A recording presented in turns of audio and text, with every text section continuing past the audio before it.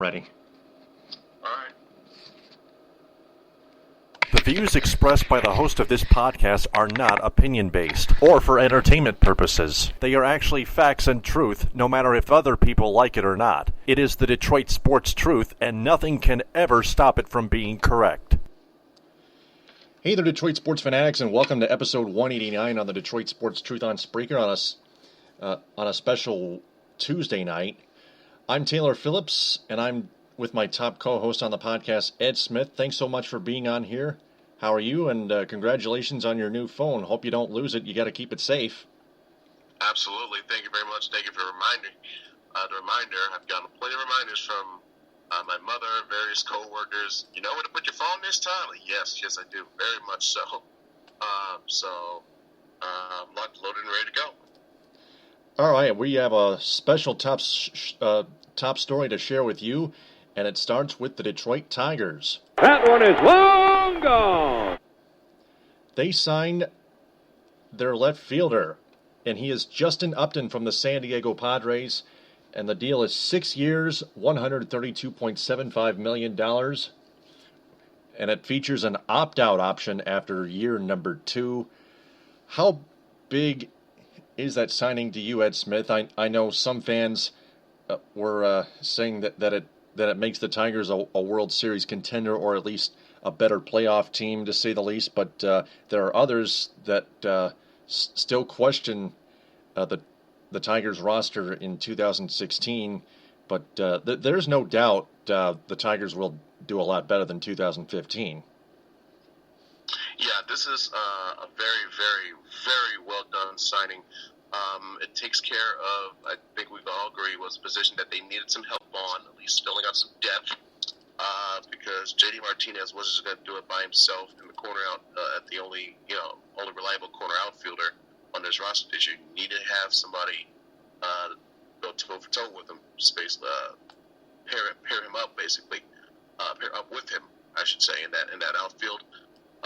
And you found one, because as opposed to trying to run a platoon with what Cameron Maben, Tyler Collins, and possibly relying on trying to sign either Chris Davis or, God forbid, Ryan Rayburn.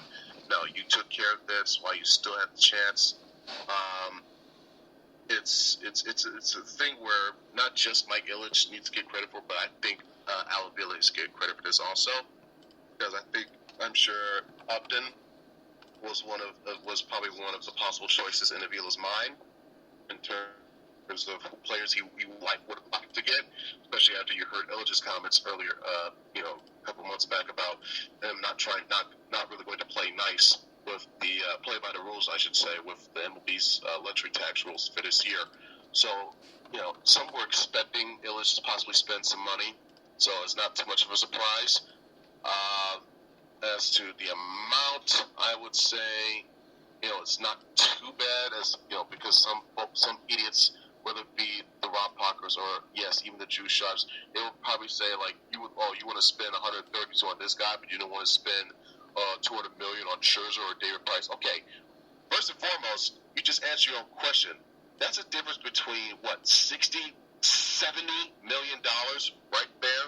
And granted, as good and great as Scherzer and Price are, they're only out. They only do their jobs every 5 days. Whereas you have a guy like Upton, he's going to be out there every damn day for you practically. So yeah, he's a guy that's going to warrant some of that kind of money.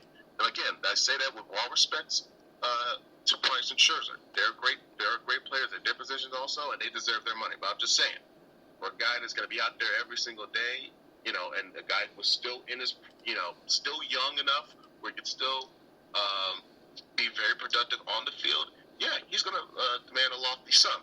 So I'm not actually too surprised at the amount that he got here. I will say, though, like going back to the point of Al Avila, I'm reading some reports. I've read, going over this. I've read a tweet. I can't quite exactly remember who it was originally that tweeted this. Pretty sure Jeff Moss alluded to it or retweeted it.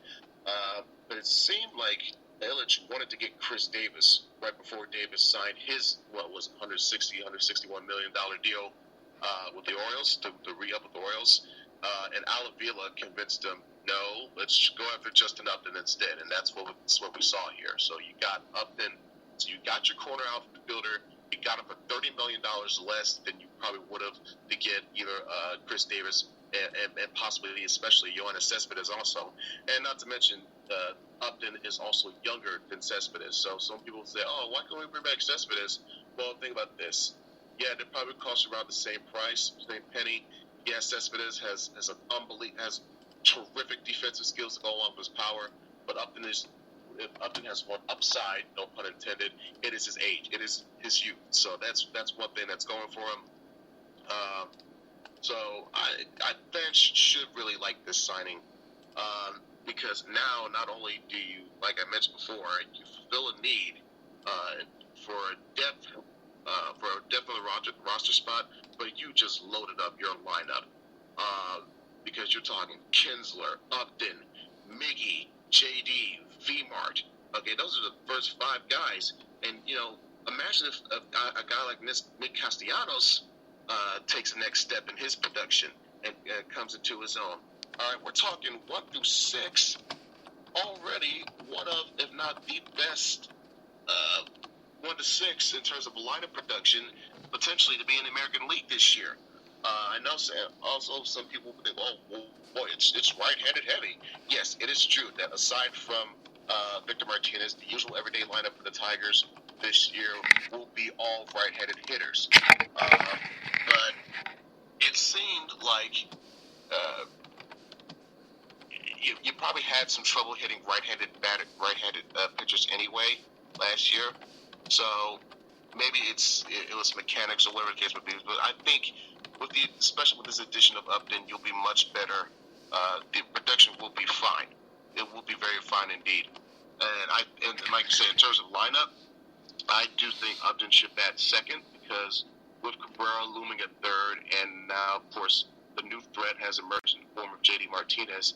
I expect Upton to gonna get a lot more hittable pitches because opposing pitchers will think, oh crap, now what, let's try to get this guy out as much as possible so we don't deal with Cabrera or JD with him on base. And Upton, being the professional hitter that he is, he's going to find a way to get some more hittable pitches and also find a way, because he has proven in years past he's very reliable at getting on base. So he's going to find himself on the base pass situations this year where either Cabrera and or JD has a chance to bring him home. So this is a win-win situation for both Justin Upton and for the Tigers, definitely guaranteed.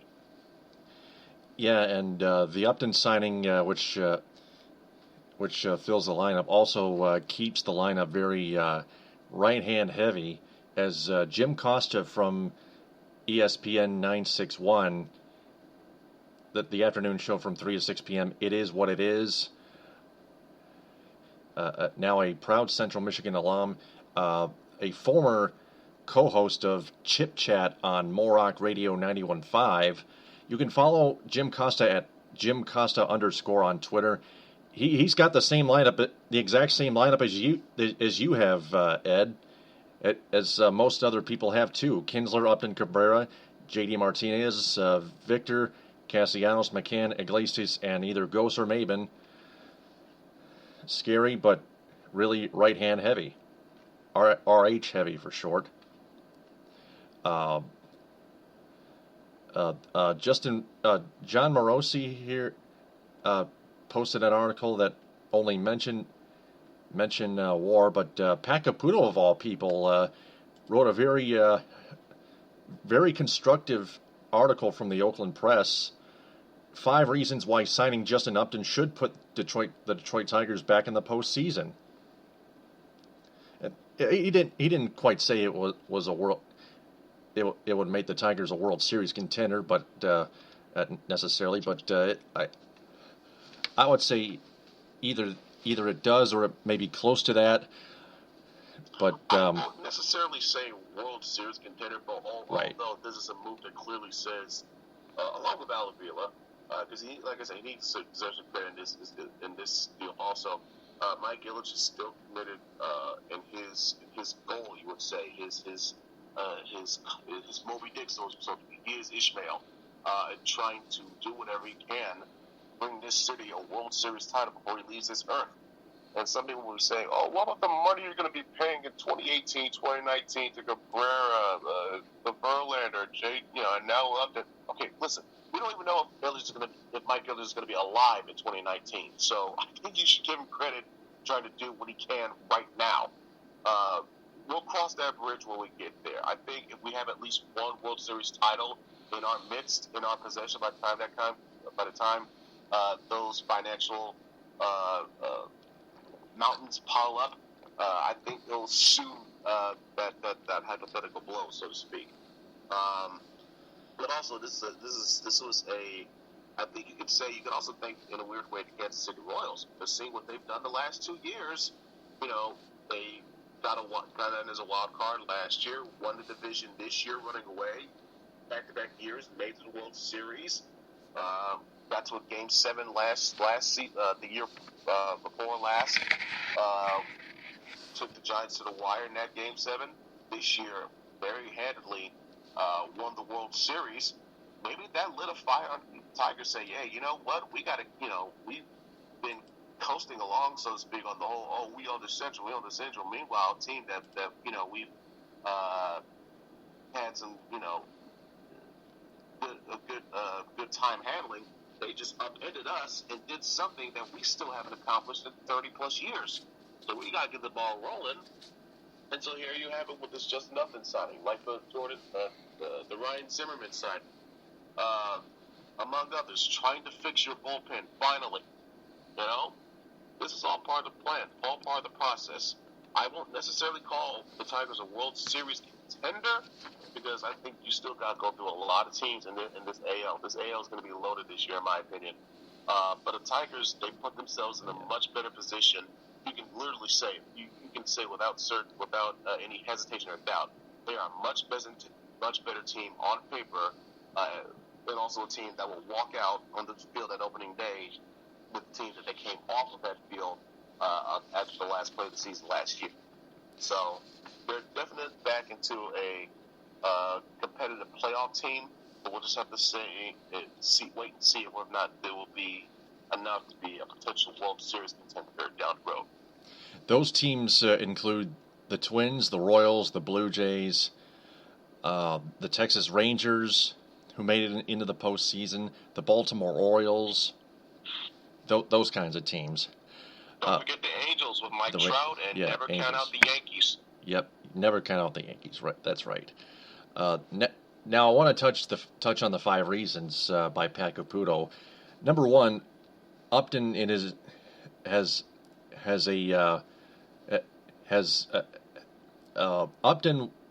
Upton had a wins above replacement ratio of 4.4, a baseball-reference.com version. Oh, man! And a career OPS of 825. Oh, man! Number 2, Upton completes the Tigers' everyday lineup. They would have had a glaring hole in left field had they not made this signing. It significantly improves the range of their outfield at spacious Comerica Park, and subsequently will improve their pitching staff. Number 3, there was a mindset with this signing. The Tigers are definitely going for it with a player payroll approaching $200 million. Number 4, the Tigers can expect bounce-back seasons from players who were performing hurt last season. Premier talents such as pitchers Justin Verlander and Anibal Sanchez, and middle-of-the-order hitters Miguel Cabrera and Victor Martinez. I don't know if that has anything to do with the Upton signing, actually, but anyway. Number 5, Upton is under 30 and balances a Tigers roster that has a growing young talent base, such as catcher James McCann, shortstop Jose Iglesias, and third baseman Nick Castellanos, with their long established veterans. Don't forget they also have catcher Jared Saltalamacchia from the Miami Marlins, also an ex-Red Sox from Boston.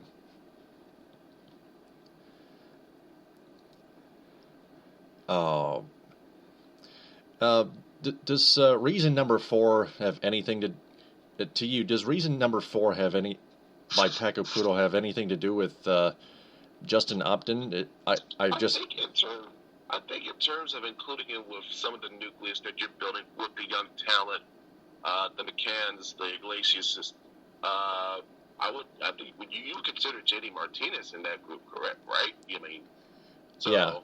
I think in terms of that aspect, I think I understand what Pat was trying to make. The other part, not so much. I will, by the way, point back on one point Pat was trying to make. We would hope to see a bounce back year for sure. That'll be another good step to help put the Tigers in the quote-unquote World Series contention. If Victor Martinez can just go back to 2013 or 2014 form, that'll be fine. But, 2011, spectacular.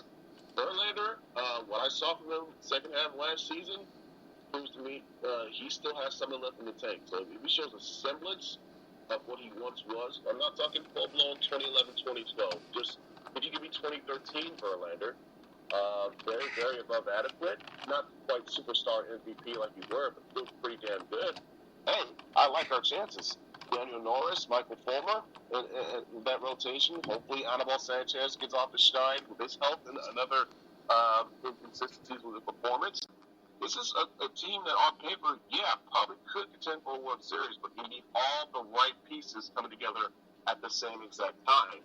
And maybe Brad Ausmus, knowing what type of payroll advantage he has working for him this year, knowing that, hey, this is probably his last shot, to try to make a first impression, you could say, hopefully it won't be too much of an imbecile to stand in the team's way of trying to win a World Series. So that's all you can hope for from that standpoint. Yeah, let's hope Brad Ausmus learns just relearns fundamentals in Major League Baseball in the regular baseball level, not in the Ivy League. I mean, I don't know what the Ivy League is like. Maybe it's the same way of the sport of baseball, but I'll have to Google it up. But anyway,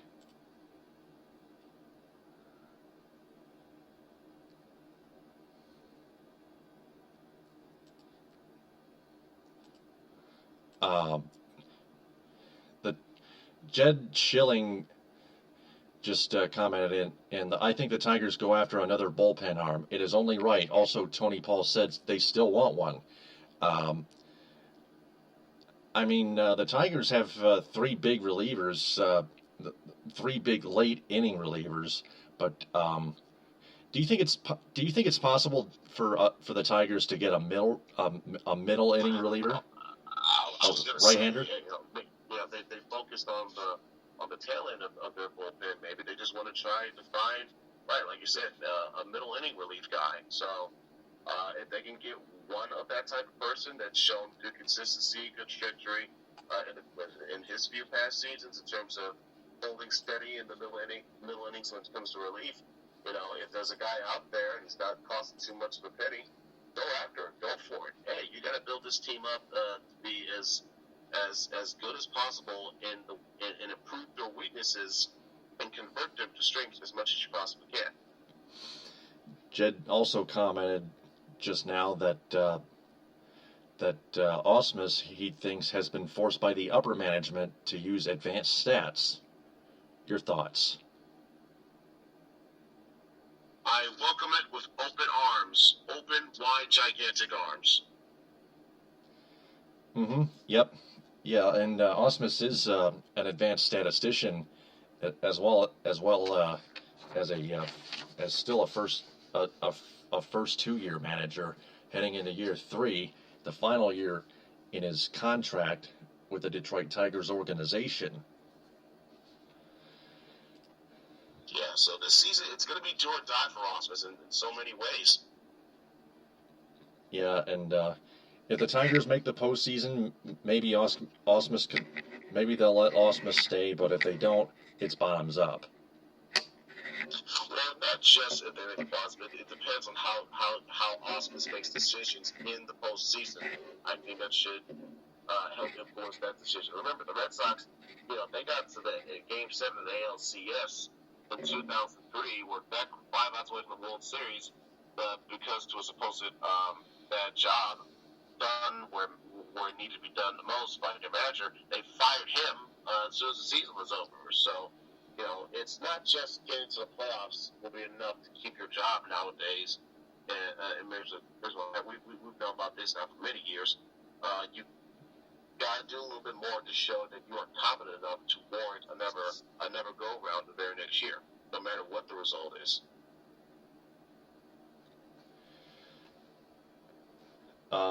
Yep, that is true. I think we are ready to move on here. Unless Jed has another comment, I don't think he has. So why don't we move on to the Lions here? Touchdown, Detroit Lions!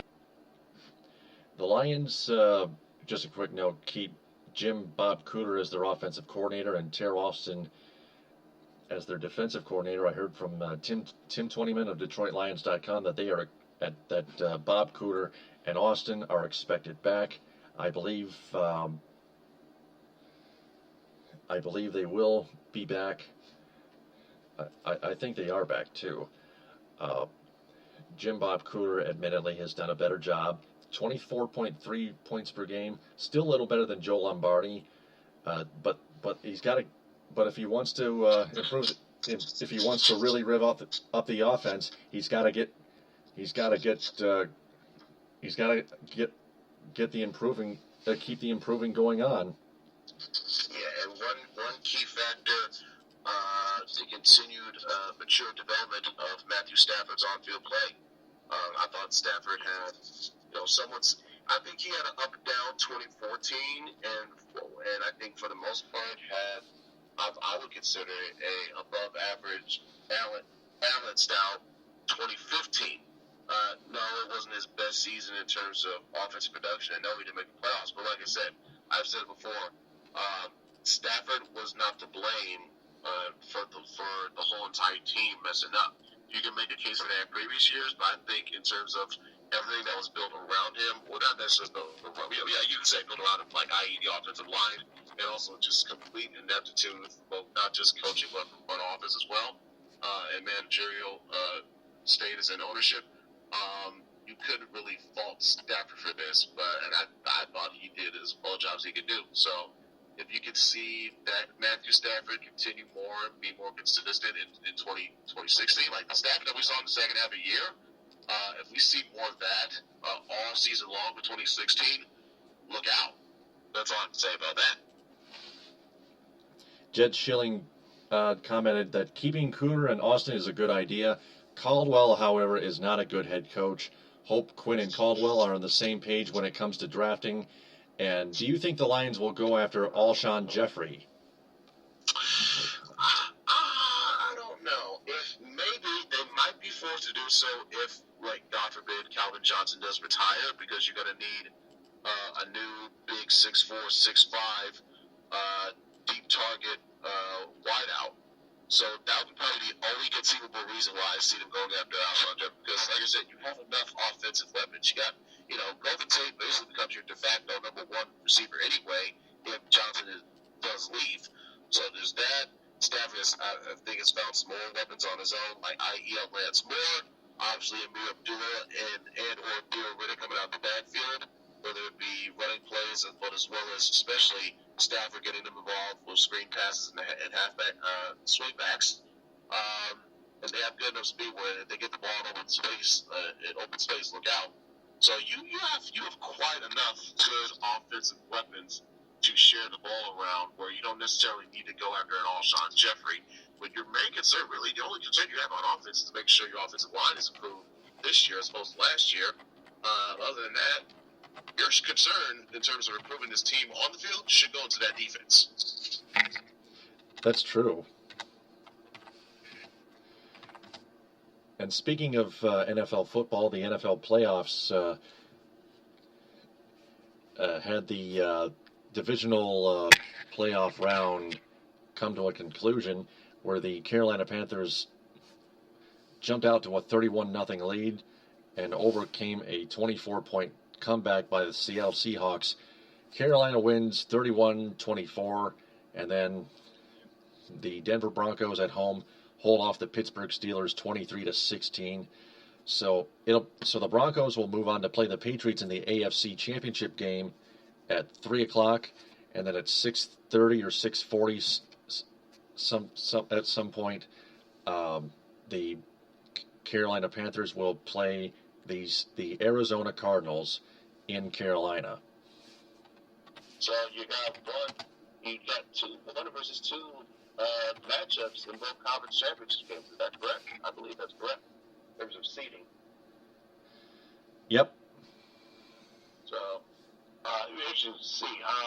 Carolina, despite the score might indicate, Carolina, they jumped all over Seattle in that first half. Okay, I think really what they did, they took their foot off the gas pedal a little bit, which almost came at the bite them because Seattle, they were the two-time defending conference champion for a reason, so they never quite gave up. Even though clearly, like I said, Carolina got a little bit complacent with their lead early in that second half, but still found a way to hold on to win. And for the AFC game, Peyton Manning wasn't quite at his best, compared to what we saw in Week 17 against San Diego. So it's kind of shaping my pick, so to speak, for a while. How I think the AFC title game will go against New England, but I'll save that for the next episode when we preview the games.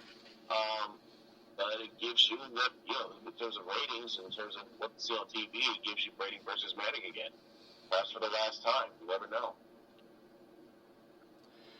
The AFC Championship game will be televised, of course, on CBS, and then the NFC Championship game will be televised, of course, on Fox. The Pro Bowl afterwards, and then Super Bowl 50 will be televised on CBS, 6:25 kickoff. That will be on February. That would be on January 31st. It's February 7th. The Super Bowl. February 7th. It's going to be February. Yep. So it's February 7th. Yeah, that's right. This Sunday is the 24th. Yeah, and then the 31st is the Pro Bowl, and then then February 7th is the Super Bowl. You got it right. Yep. Just want to make sure we both got this correct. So we transition to college football. We have a couple Michigan football notes here. Where's the bumper on that thing? Touchdown, Michigan. Touchdown, Michigan! Michigan Wolverines senior running back Derek Green has decided to transfer. He was a five-star running back for the Maize and Blue. He finished with only 157 yards last year. And according to Sports Illustrated, passing game coordinator Jed Fish received a 2-year extension and a raise to $650,000 to $750,000 range per year. How will Derek Green's transferal and departure from the Wolverines affect their offense? Not necessarily be a detrimental loss, because like I said, I think Green did that so he could probably have a chance to get more starting time elsewhere, because it was quite jumbled at Michigan. Yeah, Davion Smith was coming back for his senior year. Drake Johnson is coming back next year. Ty Isaac in, so that's 3 guys right there. And Smith probably felt he didn't want to be lost in the shovel, so using the year of eligibility as he had left, decided to take his chances elsewhere, and he's going to go look for another team that will offer him more starting time. That's the feeling that I'm getting with this. But like I mentioned, like the names I just mentioned, that's going to be in that running back depth chart. This won't necessarily hurt Michigan, in my opinion. Yeah, I think I agree with you. Michigan still has plenty of offense, including Davion Smith, Jake Rudock, etc., and company. Moving over to college basketball. Rudock. Oh, yeah. Yep, go ahead. Hold on, one thing. One brief, no. Rudock won't be back since he was a grad transfer this year, meaning he won't be back next year. So Michigan's going to have to find a new starting quarterback. What about Shane Morris? I was going to say, they probably gave, unless something drastic happens, Shane Morris will probably be the starting quarterback for next season. I feel more confident, I will say, since Jim Harbaugh would be leading things as opposed to maybe Brady Hoke, because I'm not sure how much he would do in terms of developing Shane to be a capable, quality, game-managing starting quarterback at the very least. So I'm very, very glad you have another reason why you should be, Michigan fans should be happy to have Jim Harbaugh as their head coach. The guy knows how to develop quarterbacks. Let's all hope he does the same with Shane Morris. So technically you're saying the Wolverines need a backup quarterback. That's exactly what they're searching for. It wouldn't hurt because, for emergency, break in case of emergency, that's the type of, so to speak. Morris, I think, will be the starting quarterback, and he'll do fine being revitalized under Harbaugh. All right, and speaking of the Michigan Wolverines, their men's basketball team got out-muscled by the Iowa Hawkeyes, the 16th-ranked Hawkeyes, 82-71 in Iowa City. They trailed only 38-33 at halftime, but Iowa just managed to keep Michigan in check on their home court. All it did, really, when it comes down to it, Michigan had a little fuzzy there. Michigan had a very, very slow start. Iowa started the game 11-0 on 11-0 run, and that, in terms of looking at how the game started, the flow and everything, that proved to be the difference. I think Michigan had a much better start offensively. It's I would have a better shot in terms of trying to keep, maybe possibly have a chance to win the game late. But that slow start hurt them. You could tell, definitely, as it proved to be the case in the final score. So, future game, should be a lesson for them in future games for this season. Have better, strong, fast starts. They play at home against the Minnesota Golden Gophers at 8:30 on BTN. What's your preview of the Wolverines and Gophers? This one's at home, correct? Yep, in Ann Arbor, Chrysler Center. I think this one should be close contest, but I expect to bounce back. Michigan, I think they'll heed what they saw, but it didn't go right against Iowa. They'll have a much better, faster start. Shots will go down. You're going to see more contributions from guys like Darren Walton and Zach Irvin, while we're still waiting on Harrison Burke to get back. So it'll be close, but I say Michigan pulls out with victory. All right, moving on to the Michigan State Spartans, who have now lost 2 straight. They dropped to number 11 in the nation, after blowing a 4-point lead and losing to the Wisconsin Badgers 77-76 in Madison, Wisconsin, as seen on CBS. Deontay Davis, I don't remember what kind of mistake he made that was critical and maybe serious to State's lead or something like that. But I think he either turned the ball over or he drew an unnecessary foul, and the Spartans let the Hawkeyes back into the game after leading by 4, and they lost by 1. They gave up the game-winning 2 in the final seconds. Before the final second, within the final seconds, and Denzel Valentine missed on a long shot at the buzzer, and the Badgers held on to win. Just a very, very bad way in terms of trying to close out a game. If you're a player underneath the Tom Izzo coached run system and team, I'm sure that was not a good, you probably didn't have to go to practice session the next day or so. So I think, right, Izzo, I'm sure under Izzo teams, like he coaches and instills in his teams finish. You always finish strong. You always leave no doubt. This was not a good case last time out. So and they paid for it. The Spartans will play also on Wednesday at 6:30 at home at Breslin Center against the Nebraska Cornhuskers. That game will also be televised on BTN before Michigan's game against Minnesota. Do you want to preview that? I say, again, this will be another bounce back situation. Like I mentioned with Michigan, you have more players step up and contribute, not just Denzel Valentine, and as opposed to what they did against Wisconsin. Like Aaron Harris and Bryn Forbes, for example. Yeah, exactly. Those guys, they will contribute in many ways, shapes, and form. Gavin Schilling. Pressure off Valentine. They're going to take the pressure off Valentine, and in the end, MSU will have a comfortable double-digit victory at home.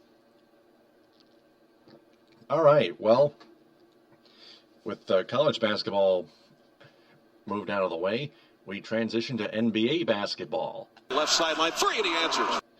After dominating against the Warriors on Ben Wallace night last Saturday at the Palace, the Pistons fall back flat again on Martin Luther King Jr. Day on a late matinee game against the Chicago Bulls and lose 111-101 in the same building. KCP, Kentavious Caldwell-Pope, a shooting guard, gets 2 technicals. The second technical was for arguing about an easy reach-in foul call when he tried to steal the ball from I think Jimmy Butler, is what I'm trying to remember. And KCP was he was yelling at the other referees behind Stan Van Gundy, whoever was back there, and Caldwell-Pope was already on his way to the Pistons locker room as if he was ejected, and this was just not necessary. The Pistons were just falling apart. Not only that, but their defense fell right back to sleep, especially at the 3-point line, which continues to irritate me, of all people.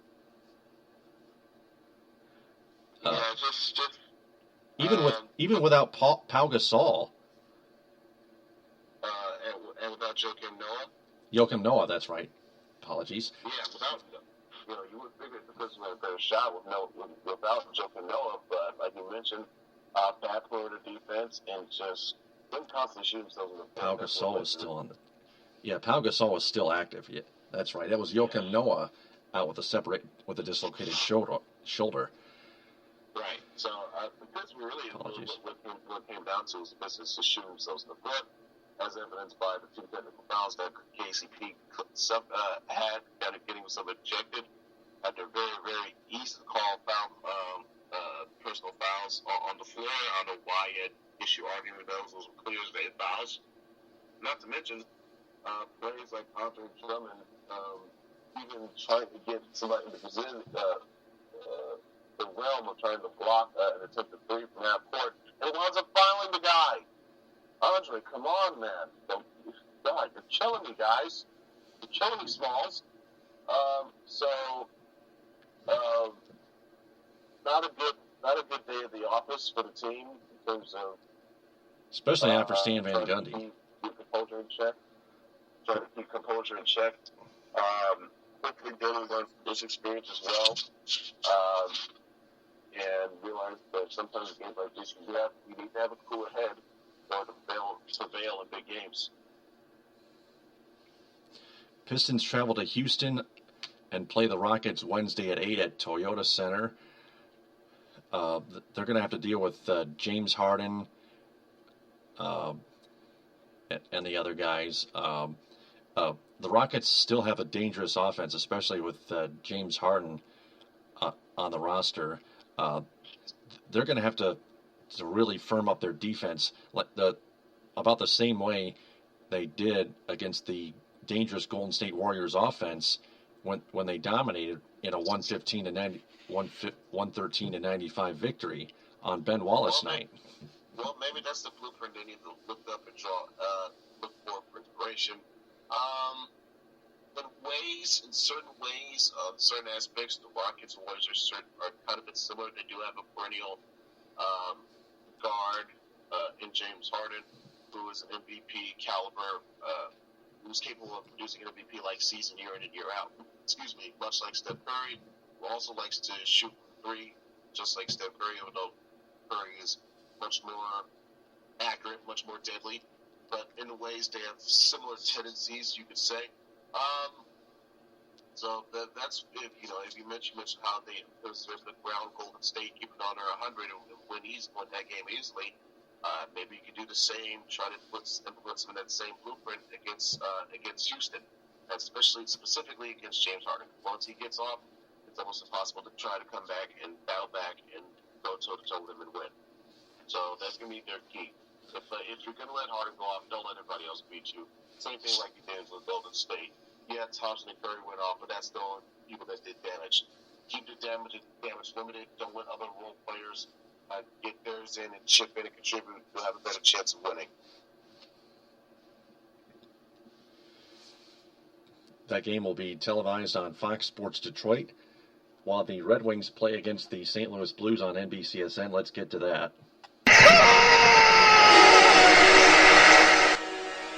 The Red Wings play miserably on Sunday night at the Joe and lose to the Flyers 2-1 in a shootout at home, as seen on NBCSN. As seen on NBCSN.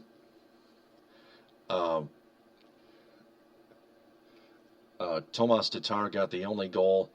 Neuwirth stood on his head, and so did Mrazek. It came down to a shootout, and Mrazek obviously choked after being fooled once or twice by Claude Giroux, who is a really wicked deker. I have to admit, I can't criticize Mrazek for not stopping Claude Giroux's shootout goal. I wish I could, but I can't. Claude Giroux was just way too damn good, except he lost the puck, but it was like a coincidental fake to me. That's the biggest part that fooled Peter Mrazek. But on the third shooter for the Flyers, Mrazek probably just stood there and looked a little shaky when he gave up that game-winning shootout goal.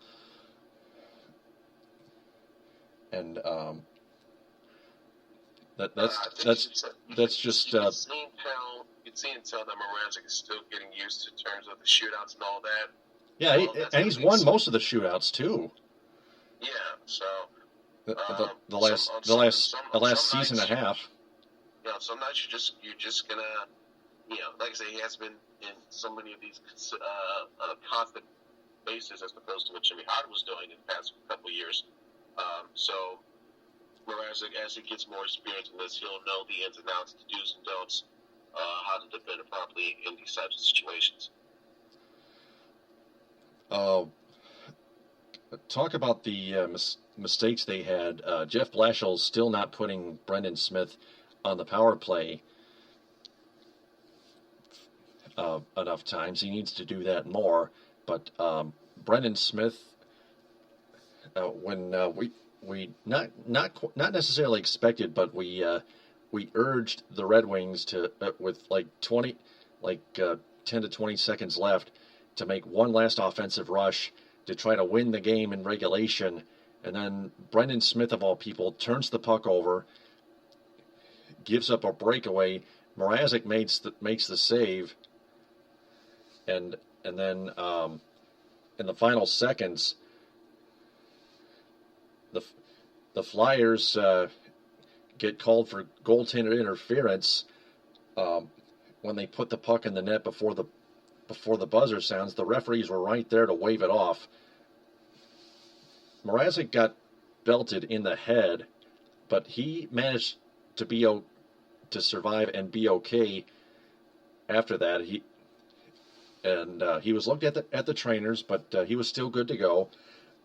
that put the Red Wings on the power play, and the Red Wings did not convert on it. The same way they failed to convert on their 5-minute major when White got nailed with a 5-minute major and a game misconduct and a match penalty. For his hit to the head on Tomas Jurko, the day thereafter he did not get suspended, but the Red Wings on their 5-minute major to White didn't capitalize. One reason they didn't put Brendan Smith on the power play, and two, they weren't screening enough when they were trying to shoot it at the net. And number three, they weren't shooting accurately. I understand there was traffic in front, but you still got to try to at least aim right at the net to try to put the puck on net. I don't care if they block it. I don't care if your own players block it.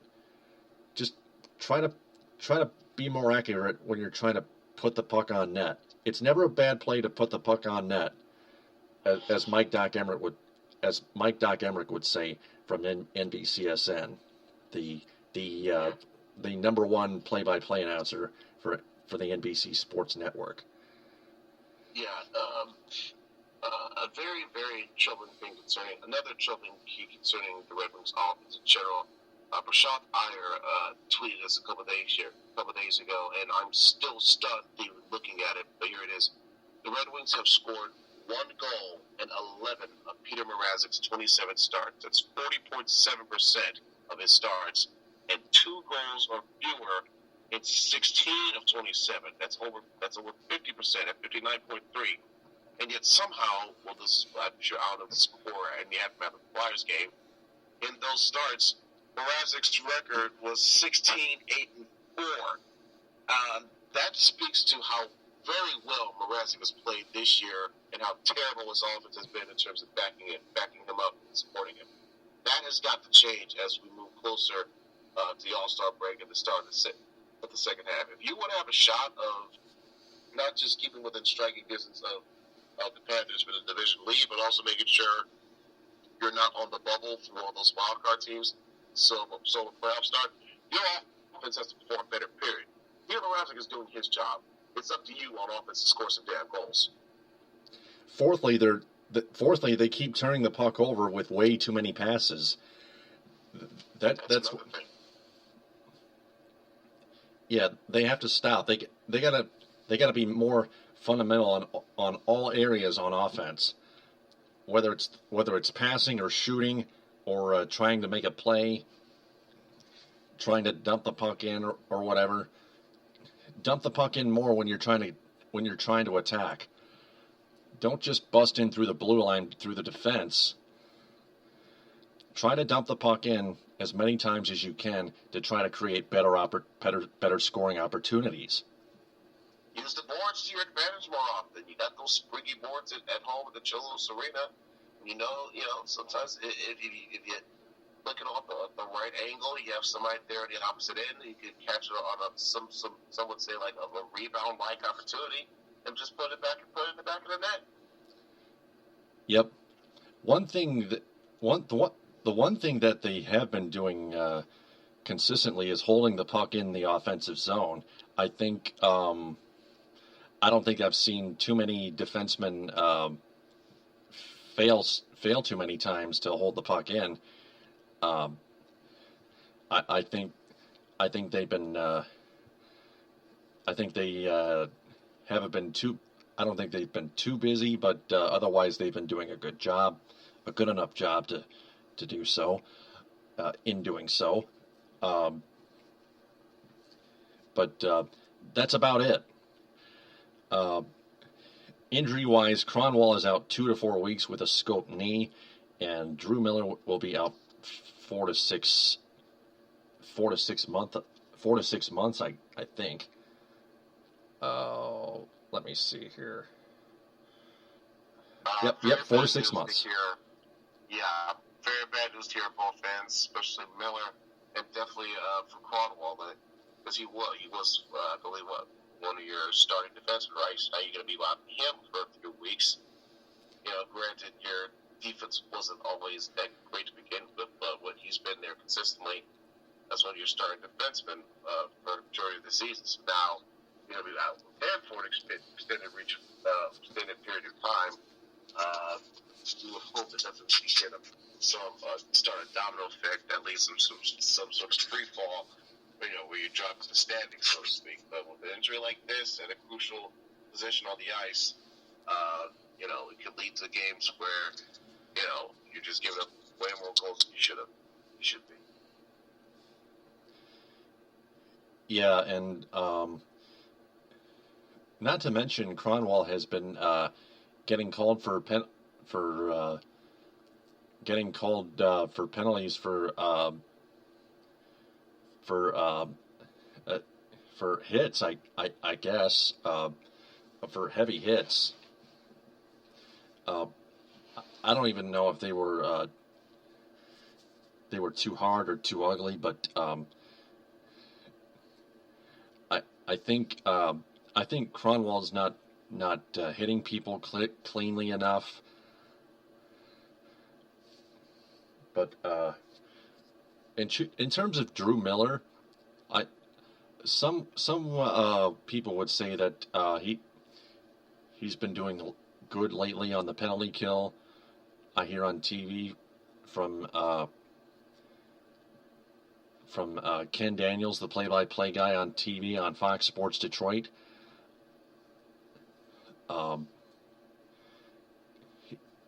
Earlier in the season, he was really laboring in trying to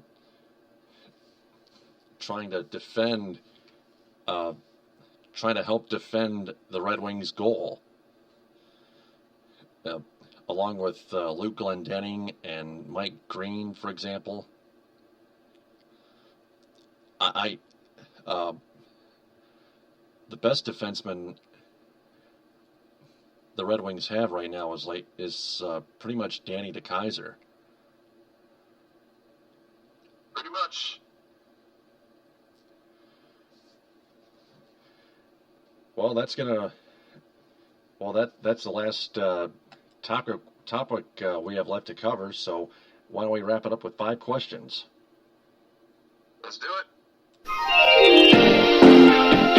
It's time for 5 questions with Taylor the Gator Phillips.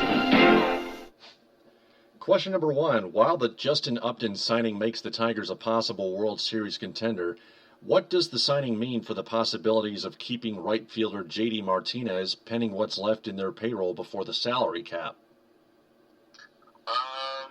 It'll probably uptake.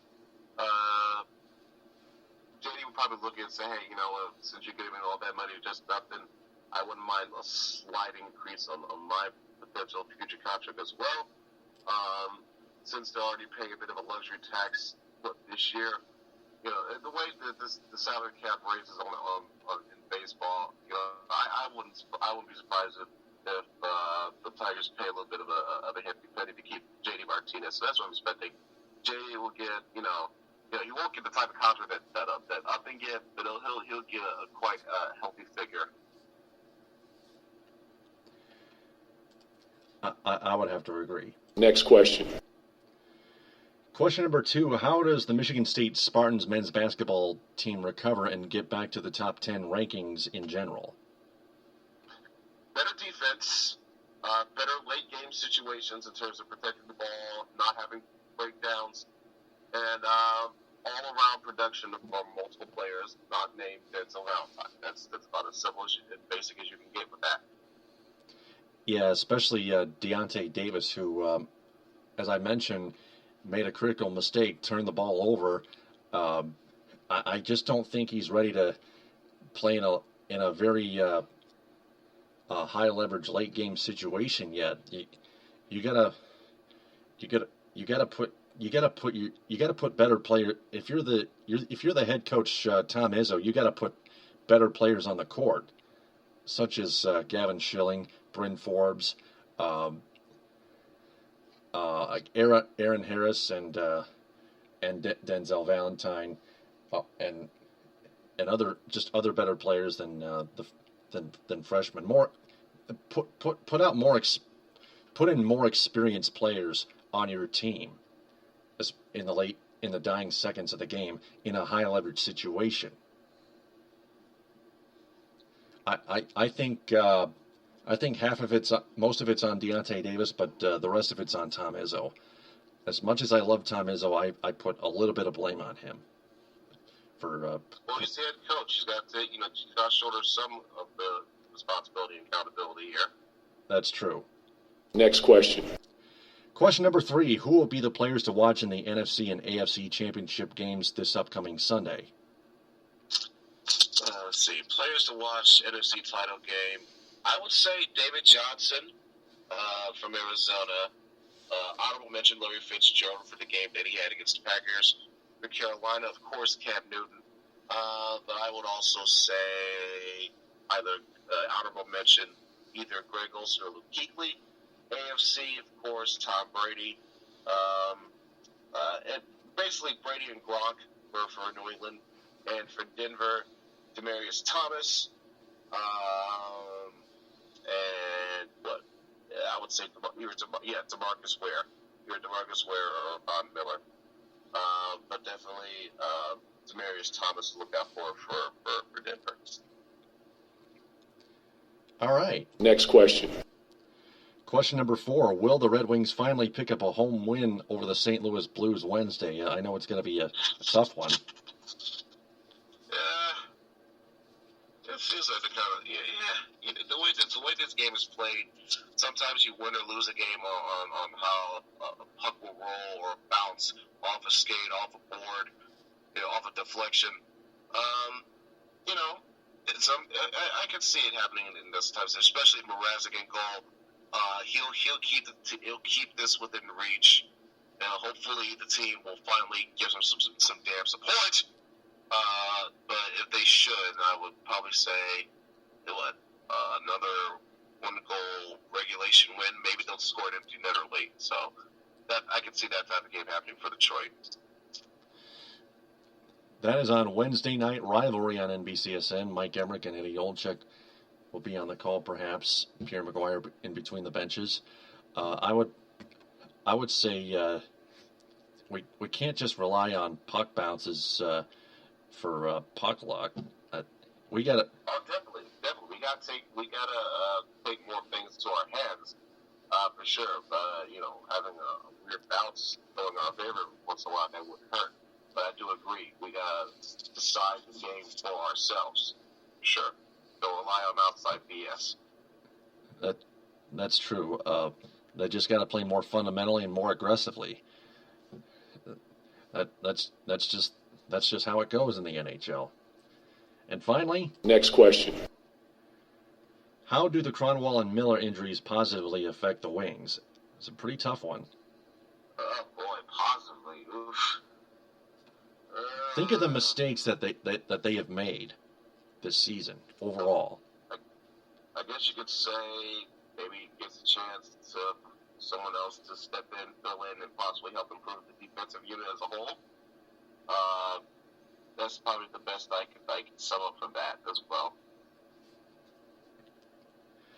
All right. Well, that's 5 questions, and that wraps up episode 189 of the Detroit Sports Truth. For Ed Smith, I'm Taylor Phillips. Ed Smith, I thank you. We'll talk Thursday night at midnight if things go well and we get our schedule back on track. Yeah, but once finally, You got your new phone back. Yeah, thankfully. So I won't be losing this one. So we'll be able to keep more in touch in terms of schedule and whatnot. Yeah, let's hope so. It's been a wild, crazy couple of weeks, but I think we're back on track, back in the saddle. So let's do the best we can do here. Yep. Thanks very much, Ed. Welcome, Taylor. Good night, and have a safe night, all you fellow listeners. Yep. And if there's anything you fans want more of or less of on our podcast, please let us know. We apologize if there are any technical difficulties. We'll talk to you on episode 190, Thursday at midnight on Spreaker. TTFN, ta-ta for now. Bon appétit.